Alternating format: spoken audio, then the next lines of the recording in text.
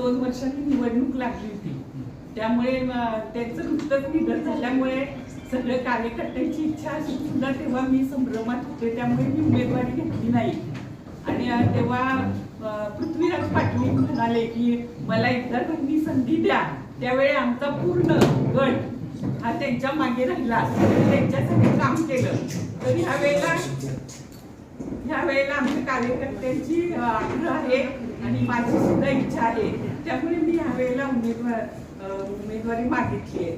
आणि गेले वर्षभर मागच्या वेळेस सुद्धा आम्ही जेव्हा मुंबईला गेलो होतो तेव्हा सुद्धा आम्ही पक्षश्रेष्ठींकडे ही गोष्ट सांगितली. लोकसभेच्या वेळी ते तुम्हाला माहितच आहे, तेव्हा पेपरला सगळं आलं होतं की ही आत्ताच मागितलं असं नाहीये.